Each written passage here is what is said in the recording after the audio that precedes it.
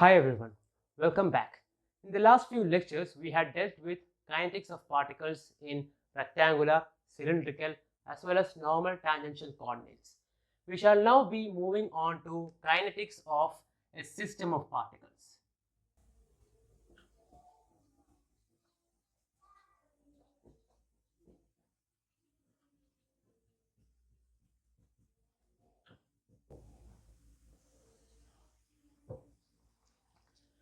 In kinetics of a system of particles, there are two ways by which you can solve problems. The first one is by considering the motion of the individual particles.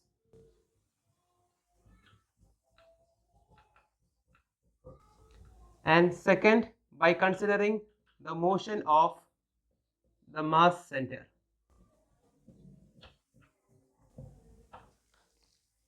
Now, the motion of the individual particles. In this corresponding case, we apply the Newton's law of motion.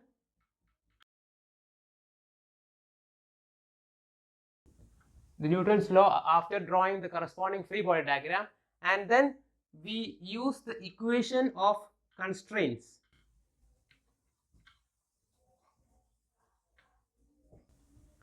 to develop the relationship between the acceleration of the different particles. Now, the second method is the motion of the mass center, where we shall consider the motion of the mass center in determining the motion of the particles. Now, let us do a problem for the first case, motion of the individual particles. Here is the problem. A system of light pulleys and inextensible wire connects bodies A, B, C as shown. If the coefficient of friction between C and support is 0.4, what is the acceleration of each body? Take MA as 100 kg, MB as 300 kg and MC as 80 kg. This question is from Shapes. The corresponding pulley system in the figure is drawn here once again. I have chosen two datums here as well as here to get the position coordinates of body A, B and C. So, position coordinate of A is YA, of B is YB and of C it is XC. Similarly, I had drawn the free body diagrams of each of these bodies. Body A, you have the weight acting downwards and the tension of the string acting upwards. Now, body B, you have one string that goes upwards twice. So, hence you have the value of 2T here and the corresponding weight mg, mb into g. The third body, body C, you have the tension towards or the string towards left. You have the weight acting downwards. Due to the weight, where there will be a normal reaction from this table, which is shown by N. Now, as such, we assume that this corresponding bodies A and B will go downwards and the corresponding body C will move leftwards. So, based on that, I had drawn the corresponding frictional force towards right. Since this body moves towards left, I had drawn the corresponding motion towards right. This is important that you assume a given direction of motion to make the equations easier. Now, first let me write the equation of constraint. Or before that, first let me write the given data. The corresponding coefficient of friction mu is given as 0.4. Now, the equation of constraint.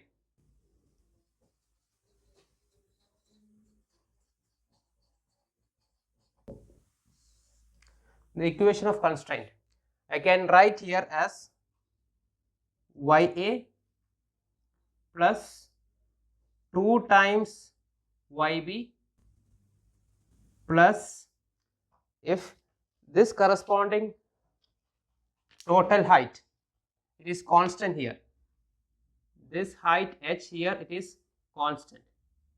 Okay, so I neglect that value since it is constant throughout the motion. So as such 2yb plus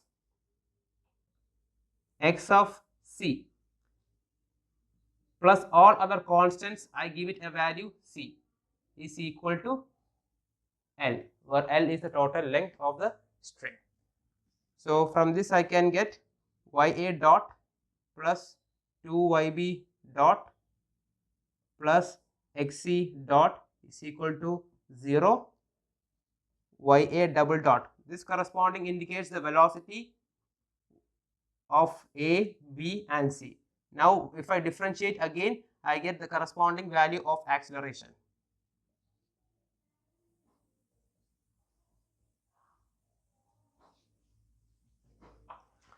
Now this gives the relationship between the acceleration of the different bodies. Moving on, I consider body A first. Now before applying the Newton's law, I told you that I had assumed this corresponding body A to move downwards. So this acceleration of this body ya double dot is towards bottom.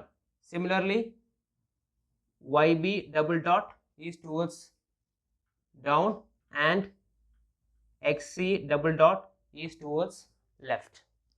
It is important that you first consider the corresponding direction of acceleration in order that you don't get the corresponding equations wrong. So as such, here sigma f y equal to m a y, applying the Newton's law. Now sigma f y, I am assuming in the downward direction, minus t plus m a g equals m into ya double dot. Okay, so minus t plus the mass of A, I think it is 100 into 9.81 is equal to 100 ya double dot, or I can write ya double dot is equal to minus t plus 100 into 9.81 divided by 100. This is the corresponding first equation. Now moving on to body B. Now body B, if I apply the Newton's law,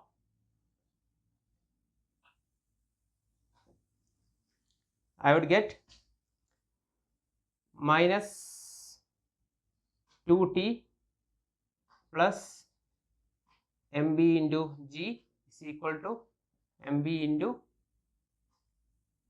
yb double dot, minus 2t plus mb, I think it is 300 into 9.81 equals 300 into yb double dot, or I can say yb double dot is equal to minus 2t plus 300 into 9.81 whole divided by 300. This is your second equation.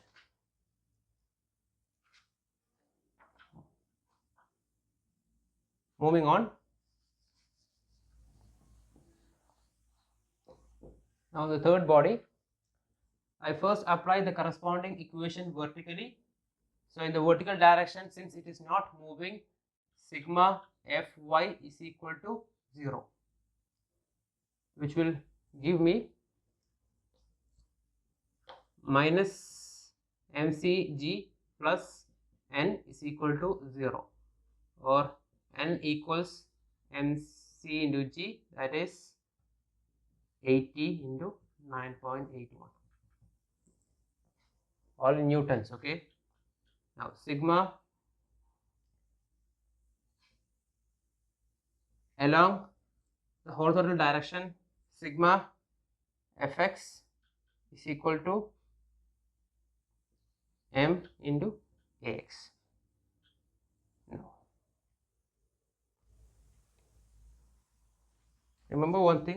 direction of this is towards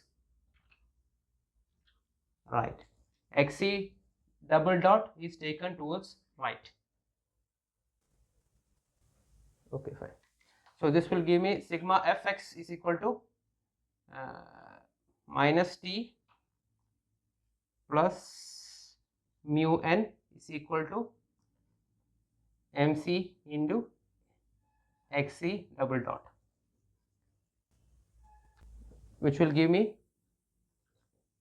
minus t plus 0.4, and I'll get from here 80 into 9.81 is equal to mc 80 into xc double dot, or I can say xc double dot is equal to minus t plus 0.4 80 into 9.81 whole divided by 80.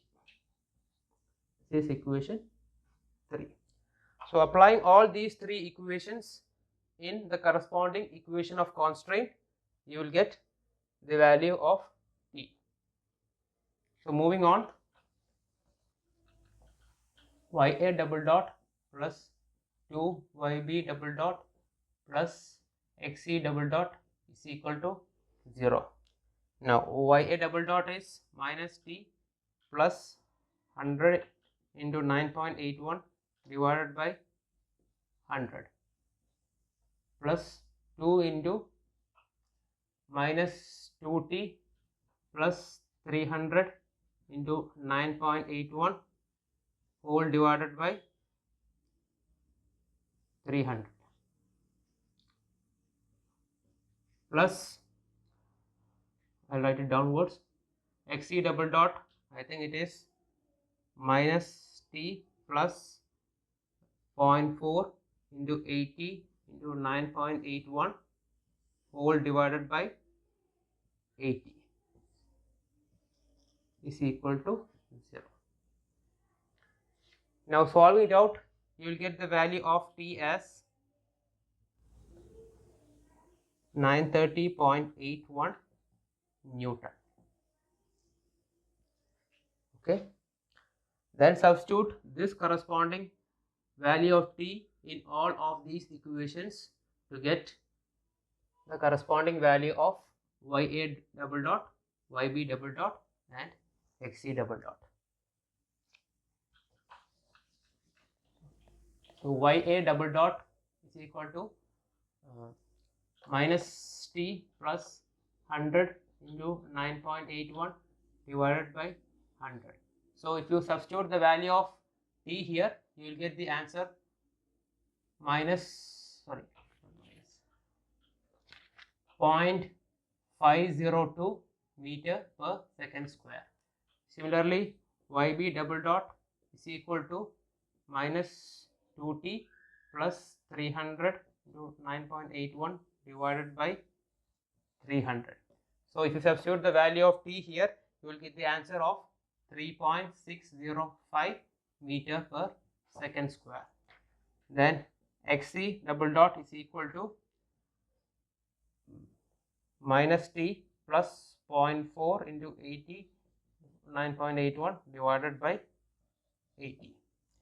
Now if you substitute this, you will get the answer of minus 7.71 meter per second square. So this indicates that ya double dot 0.502 meter per second square, it is moving towards downwards. Yb double dot, it is moving with a much greater acceleration of 3.605 meter per second square downwards. And xc double dot gives a value minus 7.71 meter per second square. So since we are assumed the corresponding direction towards right, this indicates that this corresponding body will be moving towards left. So this is how you solve the problem. So here you can see that I had applied the corresponding free body diagram and Newton's law in each of these bodies, and then I relate them with the equation of constraint to get the different values of motion parameters, that is acceleration. Now moving on to a new problem. Block B weighing 500 Newton rests on block A, which weighs 300 Newton.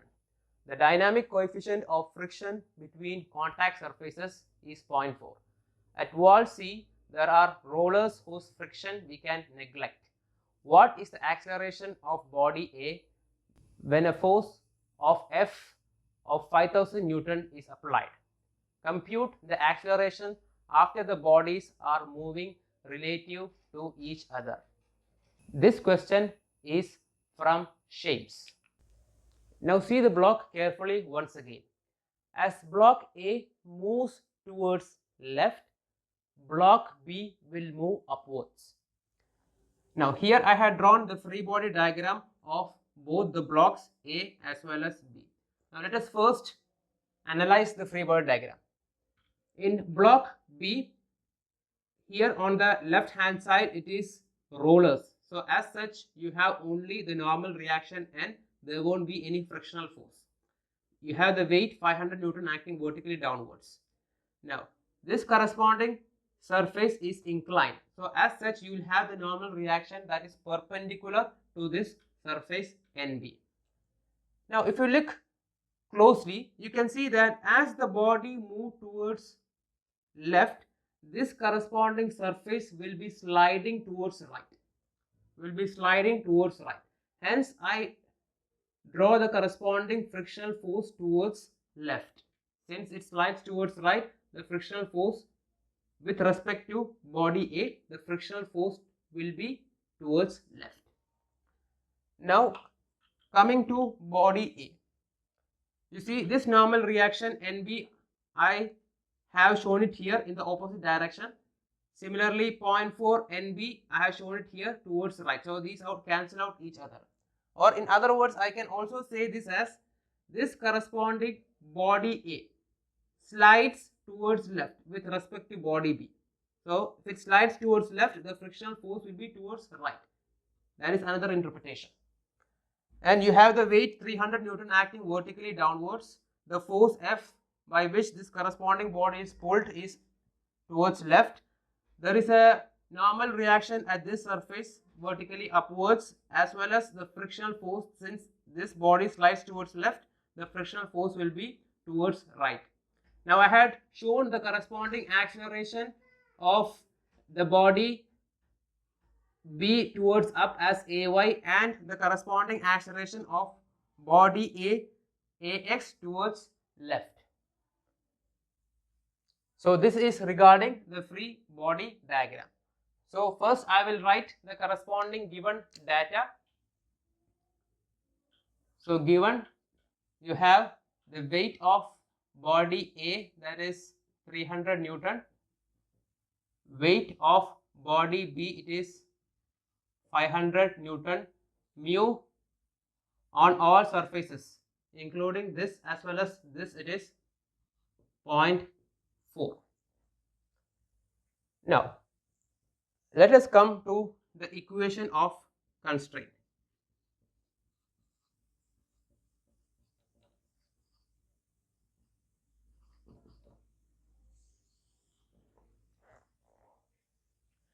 Now as this corresponding body move towards left, this corresponding body move towards right. So I can develop a relationship between x, the motion of body towards left, the position coordinate, as well as y, the position coordinate of body B upwards. So this angle of inclination will be 20 degrees as shown here. So as the body moves a distance, body A moves the distance x towards left, body B will move a distance y in the upward direction. So from this I can say that y equals x tan 20 degrees. Now here, as the corresponding value of x increases, the value of y increases. So as such I can develop a relationship between the position coordinates of body A and body B in this corresponding format. So this will be equal to y equals tan 20 0.364x. So if I integrate it twice, I would get y double dot is equal to 0.364x double dot. Now y double dot, it is ax, and x double, sorry, y double dot, it is ay, and x double dot, it is ax. So this relation will turn out to be ay is equal to 0.364 ax. 0.364 ax. So this is the corresponding equation of constraint and how we developed the relationship between the acceleration of the two bodies. Now let us analyze each of these bodies separately. First, I apply the Newton's laws for body A. Now if you see this, you can see that this corresponding body is moving only along the horizontal direction and not in the vertical direction.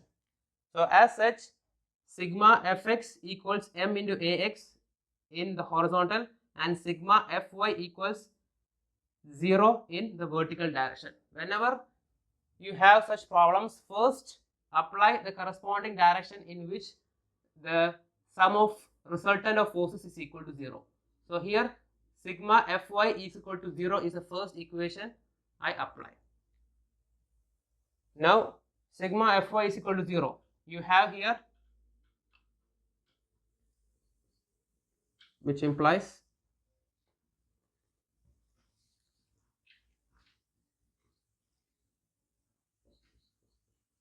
NB cos 20, the vertical component of NB,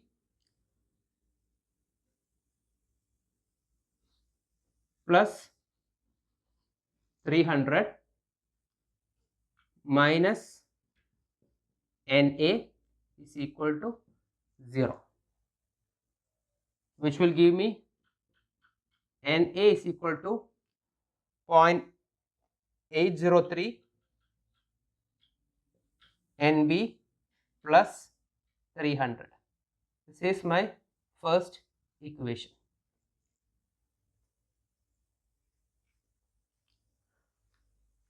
Now I apply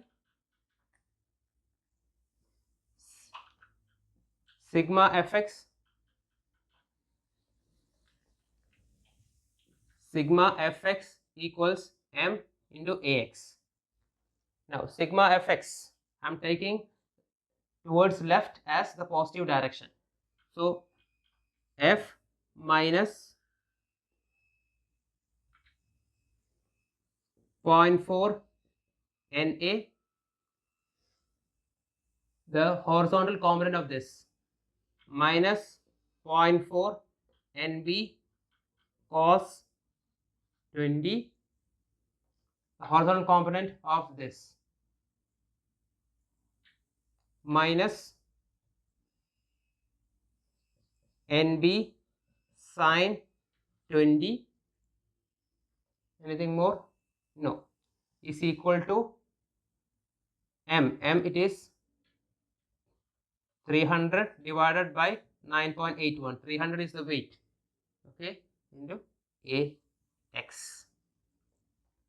Now f is given in the question as 5000 minus 0.4 into NA you have previously obtained. I substituted here 0.803 NB plus 300 minus 0.4 NB cos 20 minus NB sin 20 is equal to 300 divided by 9.81 into ax. So here I can obtain ax in terms of NB. So if you solve it out, I will get ax equals 9.81 divided by 300. If you solve in terms of NB, you will get minus 1.039 NB plus 4880. This is the second equation. So I have obtained the acceleration of body A in terms of NB.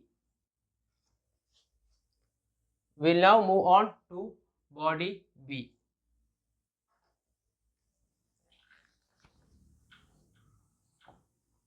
Now, body B. Here I can apply the equation sigma fx equals 0 in the horizontal direction, sigma fy equals 0 in the vertical direction. But sigma fx equals 0 in the horizontal direction will not give me anything. As such, I will get the corresponding value of n in terms of NB. So there is not any need for sigma fx equal to 0 in the horizontal direction. In the vertical direction, this corresponding body is moving upwards. This will give me a relationship of NB in terms of AY.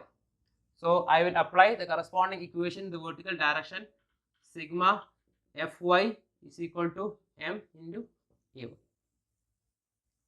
Now, sigma Fy, I have here NB cos 20, the vertical component of this, minus the vertical component 0.4 NB sin 20, then the weight minus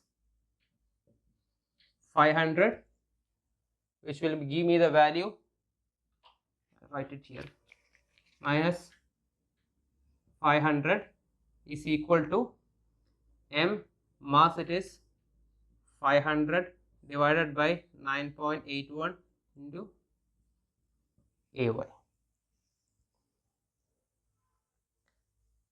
Now if I solve this out, okay, I would get AY equals 0.803 NB plus 500. This is the third equation. Okay. So I have obtained AX in terms of NB and AY in terms of NB. So if you equate both, you will get the value of NB.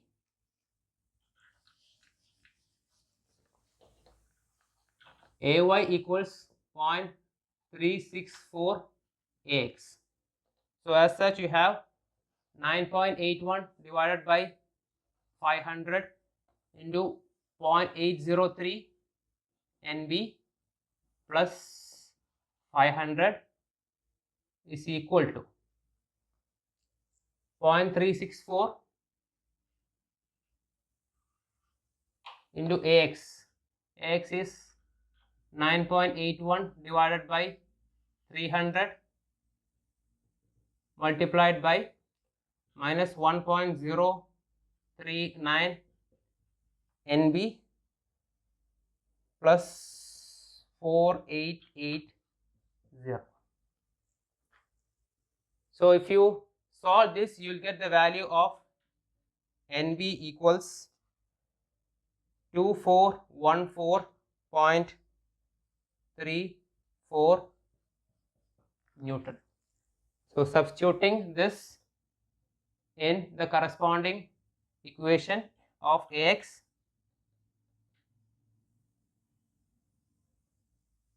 you have AX is equal to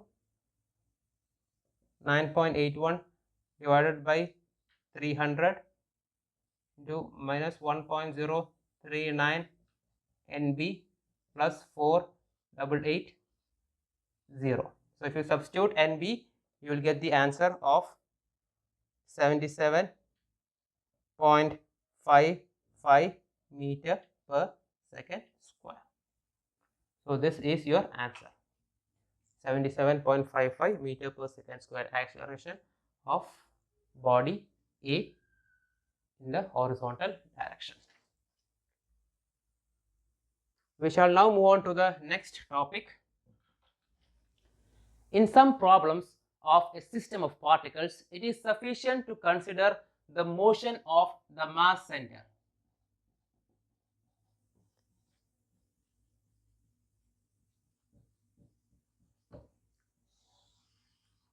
Rather than the motion of the individual particles.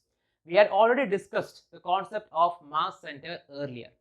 We also studied that this corresponding mass center concept can be employed for a system of bodies, assuming that each corresponding body is idealized into a particle that is not rotating. Now, the equations associated with the motion of the mass center are Rg equals the position coordinate of the center of mass is equal to sigma mi Ri divided by sigma m. Similarly, we had also studied regarding the acceleration, sigma mi ai divided by sigma m. Now, let us first solve a problem to get an idea of what a mass center is. Here I shall be dealing with a problem where there is no kinematic restraint. The following data for a system of particles are given at time t equals 0. m1 equals 50 kg at position 1, 1.3, minus 3. m2 equals 25 kg at position minus 0.6, 1.3, minus 2.6. m3 equals 5 kg at position minus 2.6, 5.3, 1, all in meters. The particles are acted on by the following respective external forces. F1 equals 50J plus 10 TK newtons on particle 1. F2 equals 50K Newton on particle 2. F3 equals 5T square I cap newtons on particle 3. What is the velocity of m1 relative to the mass center after 5 seconds? Assuming that at t equals 0, the particles are at rest. This question is from Shames. Given m1 equals 50 kg, m2 equals 25 kg, m3 equals 5 kg. Acting on the positions 1, 1.3 and minus 3, minus 0.6, 1.3 and minus 2.6, minus 2.6, 5.3, 1. Also are given F1 is equal to 50J plus 10 TK. It will be equal to sigma m1 a1. F2 is equal to 50K is equal to sigma m2 a2. F3 is equal to 5 T square I is equal to sigma m3 a3. Now these are the values that are given to you, the masses and the forces acting on the particle. Remember that these corresponding system of bodies are not constrained. Now moving on, the acceleration of the mass center Ag is equal to Rg double dot can be given as sigma mi ai divided by sigma m.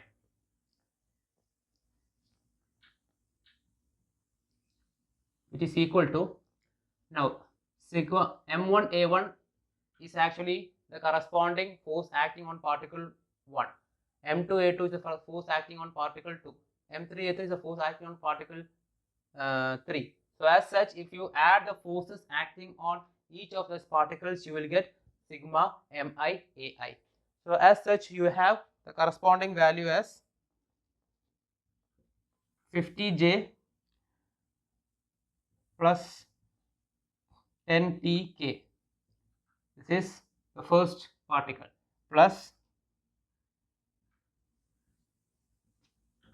50K plus 5T square I whole divided by the total mass 50 plus 25 plus 5. On solving this, I'll get the answer as 5 T square by 80 into I cap plus 5 by 8 into J cap plus 5 plus T by 8 into K cap. So this would be my acceleration vector, meter per second square. So this gives the corresponding acceleration of the mass center, Now let us integrate this corresponding equation to get velocity. So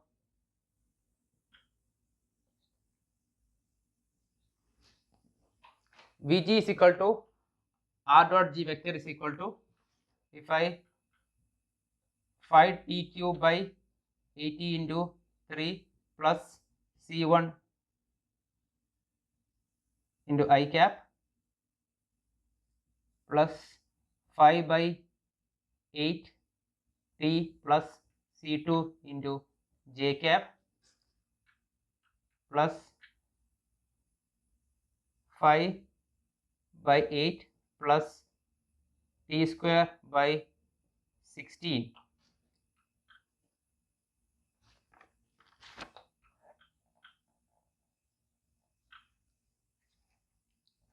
plus c3 into k cap. Now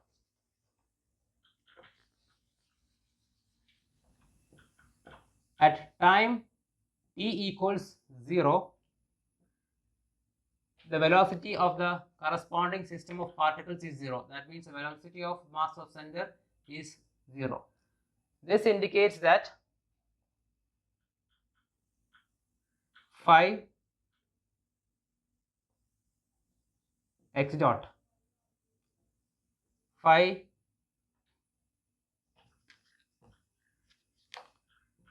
0 raised to 3 divided by 80 into 3 plus c1 is equal to 0.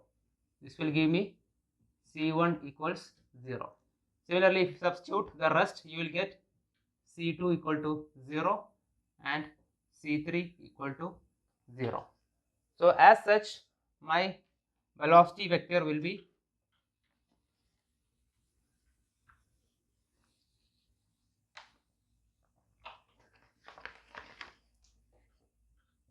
5 by 80 t cube by 3 into I cap plus 5 by 8 t into j cap plus 5 plus t 5 plus 5 by 8 plus t square by 16 into k cap. Now it is asked in the question to find the corresponding velocity of the particle. So as such, velocity of mass center. So as such, the velocity of mass center at time t equals 5 seconds would be equal to, substitute t equals 5 seconds here, that is 2.604 I cap plus 3.125 j cap plus 4.69 k cap meter per second. However, in the question, it is given to find the velocity of the mass center with respect to the velocity of the first particle m1. So let us first find out what is the velocity of the first particle. Now it is given f1 equals 50j plus 10t k.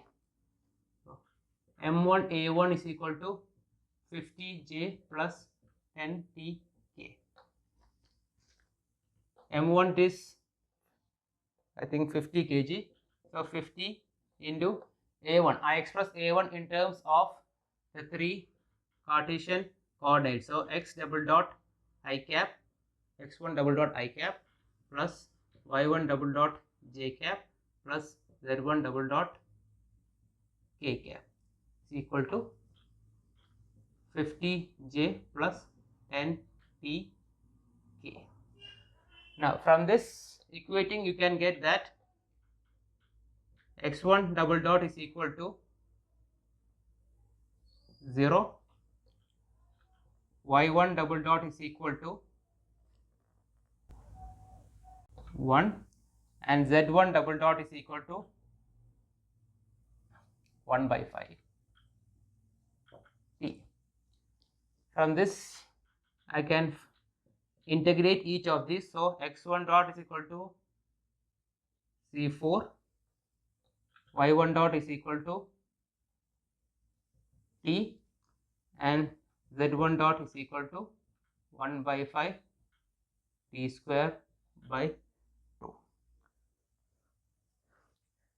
Now it is said that the corresponding initial velocity of the particle at time t equals 0 is 0. So if you substitute the value of, say, let me write first the velocity. So as such, the velocity of the first particle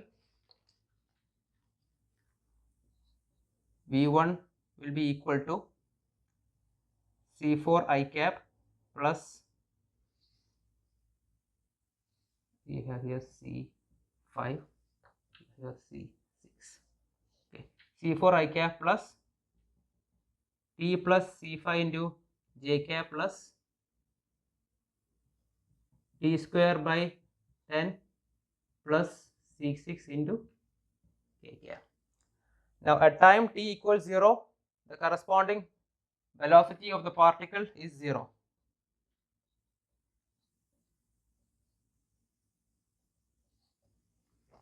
Now this will give me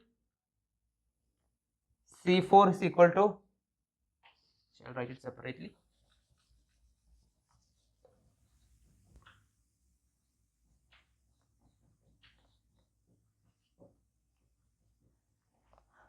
so as such c4 will be equal to 0, c5 will be equal to 0, c6 will be equal to 0. So my velocity of the particle will be equal to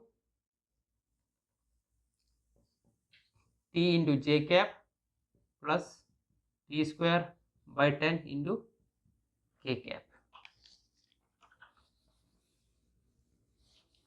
So velocity of the particle at time t equals 5 seconds will be equal to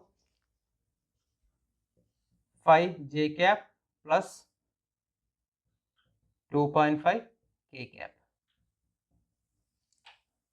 Now the question is finding the velocity of the first particle relative to Vg. So it will be v1 vector minus Vg vector. The first particle relative to the center of mass will be opposite. 5j plus 2.5 k minus 2.604 I cap plus 3.125 j cap plus 4.69 k cap. So if I subtract these two, I'll get the answer of minus 2.604 I cap plus 1.875 j cap minus 2.19 k cap meter per second. So this is the corresponding velocity of the first particle with respect to the velocity of the mass center.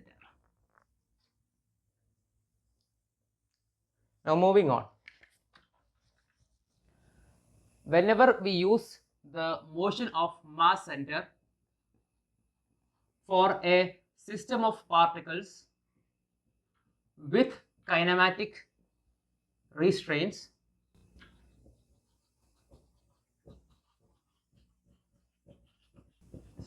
there are two drawbacks.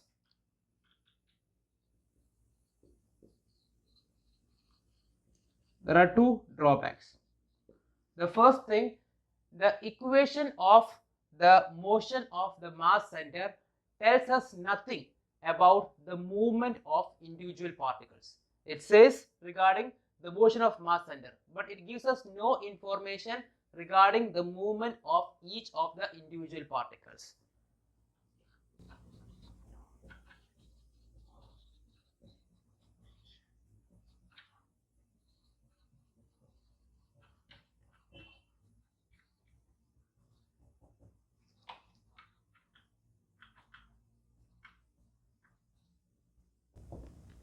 The second drawback is that since kinematic restraints involves internal forces, the motion of the mass center does not give any information regarding the values of the internal forces.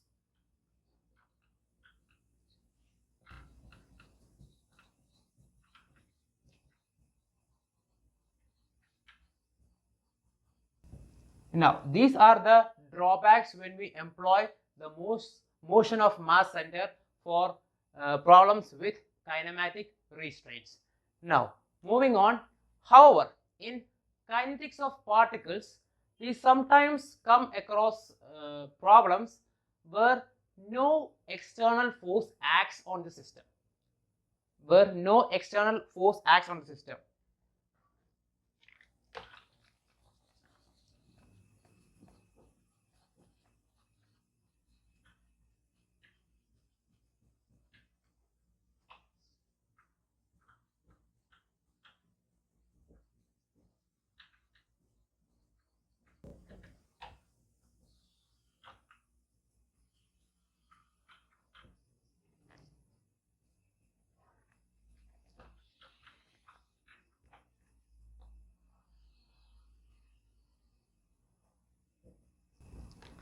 Now, in such questions, the motion of the mass center serves as a powerful tool in analyzing the problem.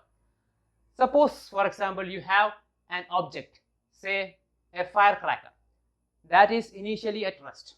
Now, suppose it explodes due to some internal chemical reaction. Now, when it explodes, each of the different pieces of the object will follow their own independent paths after the explosion, but the center of mass will be in the same position as it was before the explosion. So let me make myself clear. When no external force acts on a system, the acceleration of the center of mass is 0. When no external force acts on the system, the acceleration of the center of mass is 0. But individual particles can have motion due to these internal forces that are generated within the system. But the center of mass will remain at the same position, as before. You will understand more about this concept on dealing with a problem. An astronaut on a spacewalk pulls a mass A of 100 kilograms towards him and shortens the distance d by 5 meters. If the astronaut weighs 660 Newton on Earth, how far does the mass m move from its original position? Neglect the mass of the cord. This question is from Shames.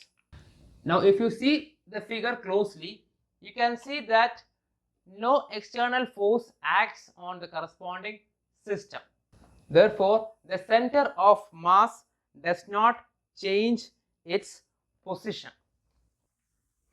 Now, let us fix our coordinate system at the point where the astronaut is there initially. So, this is the point O. So, this is my coordinate system x, y. Say this is the corresponding length of the rope L. The mass of the given data, mass of the body A is given as 100 kg. The weight of the astronaut on the Earth's surface is given as 660 Newton. So his mass will be equal to 660 divided by 9.81 kg.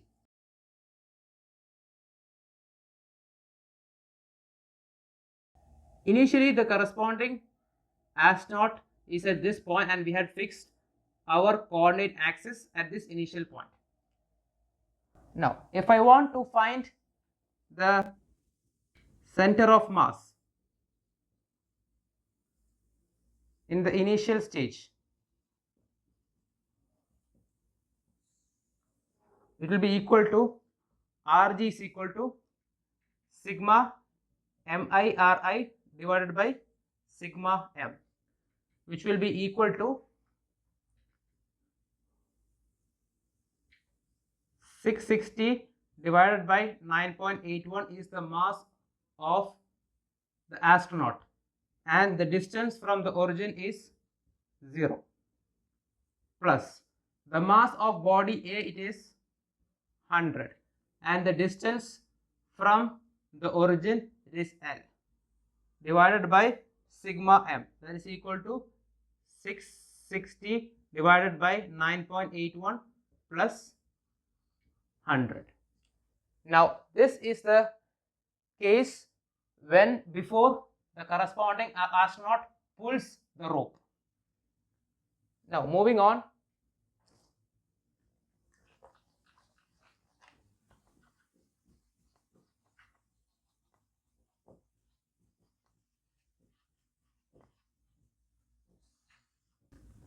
Center of mass, final stage.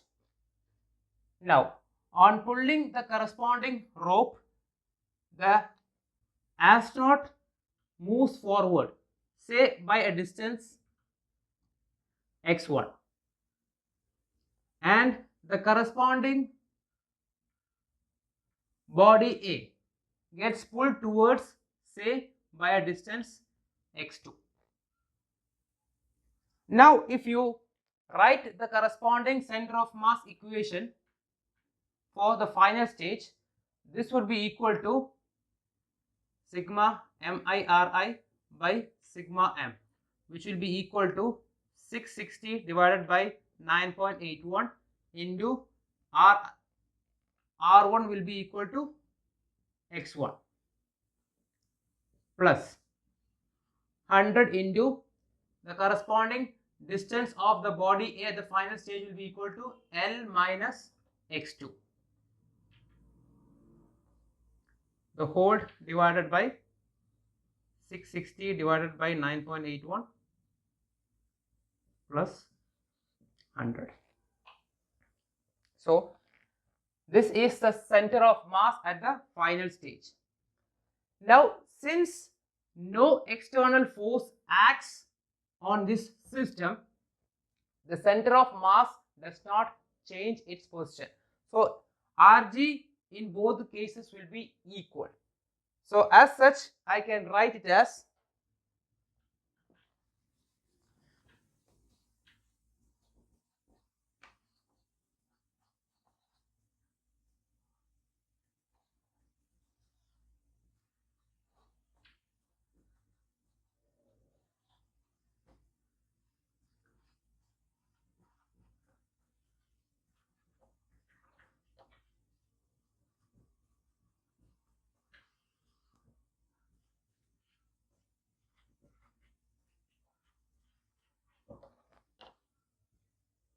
like this. So solving it, I would get 100L is equal to 660 divided by 9.81 x1 plus 100 into L minus x2. This is the equation I would get. Now it is given that the corresponding rod is shortened by 5 meters at the final stage. So as such, I can say that x1 plus x2 is equal to 5 meters. x1 plus x2 is equal to 5 meters, or I can write x1 is equal to 5 minus x2. So substituting this in this equation, I would get 100L is equal to 660 divided by 9.81 into x1, I make it 5 minus x2 plus 100 into L minus x2. Now if you solve this, you will get x2 is equal to 2.01 meters. So as per the question, we want to find the distance by which the body A has moved, and that is equal to 2.01 meters. So this is your final answer. So the next question. The man of mass m1 and the woman of mass m2 are standing on opposite ends of a platform of mass m0, which moves with negligible friction and is initially at rest with S equals 0. The man and the woman begins to approach each other. Derive an expression for the displacement S of the platform when the two meet in terms of the displacement x1 of the man relative to the platform. This is a question from the textbook by Miriam Craig. Now here we have the corresponding platform at the initial stage when S equals 0. I had fixed my origin at this corresponding point. In the second case, when these corresponding man and woman, this is a man and this is the woman, as they come close to each other, this corresponding platform will move. However, the center of mass will remain constant since there is no external force acting on the system. So here I can say that since no external force acts,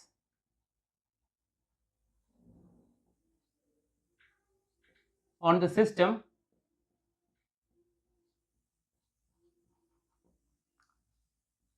the corresponding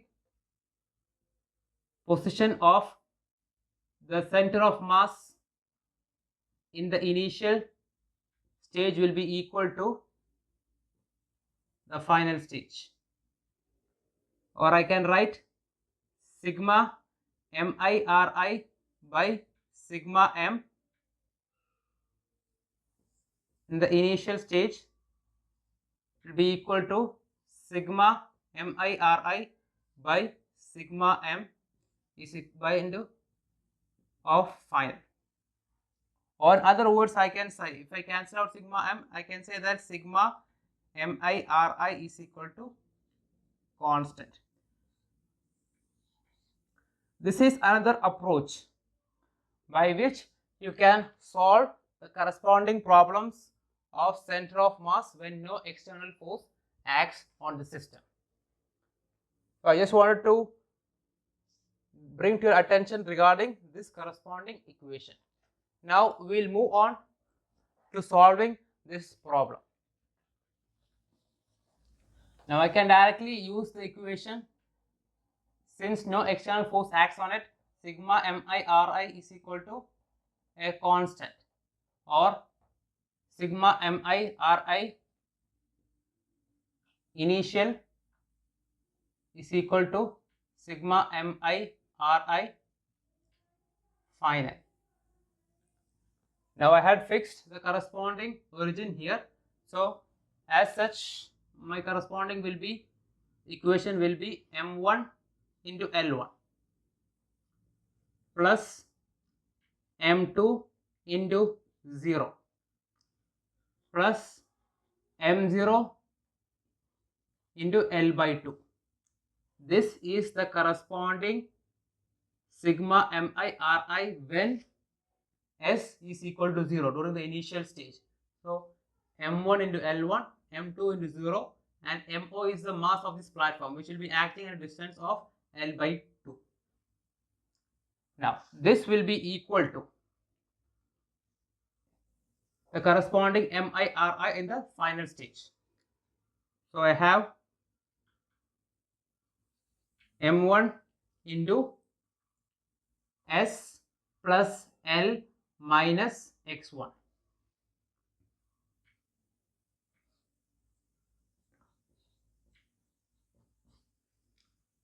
plus M2 into S plus X2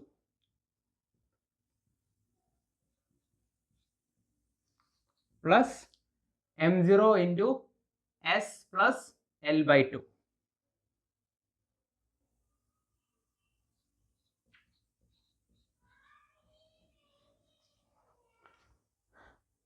Now, if you solve this equation, if I solve it, this I can cancel out M1L, this will cancel out, M0 into L by 2 will be cancelled out. So as such, my equation will be equal to M1S plus M1X1 plus M2S plus M2X2 plus M0S is equal to 0. Now I bring S to one side, so as such S will be equal to, sorry, I have, this is minus. So S will be equal to, I bring these terms to right hand side, M1 X1 minus M2 X2 divided by M1 plus M2 plus M0. M1 plus M2 plus S0. Now in the final stage, these corresponding two persons will meet each other. These corresponding two persons will meet each other. So as such,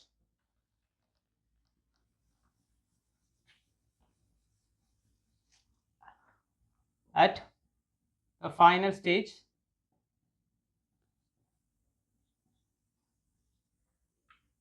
X1 plus X2 will be equal to L. Now, in the question, it is asked to find the corresponding value of S in terms of X1. In terms of X1. So here what I do, X2 will be equal to L minus X1. Now substituting in this equation, I will get S is equal to M1 X1 minus M2 into L minus X1 divided by M1 plus M2 plus M0.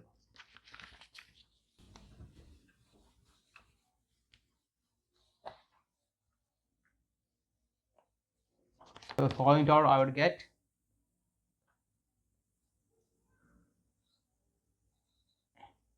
M1 plus M2 into X1 plus M2L whole divided by M0 plus M1 plus M2.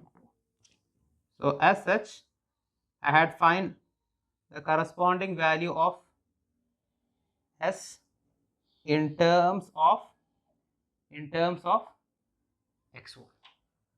In terms of X1. So this is how you solve this corresponding question. Now there may be other such questions where you can use the same concept for solving problems. As I told you earlier, the motion of the mass center works very charmingly when there is no external force acting on the system of particles. Now with this we come to the end of this unit. In the next lecture we shall move on to the first chapter in the second unit, where we shall be dealing with the work and energy principles for the study of kinetics. Thank you all.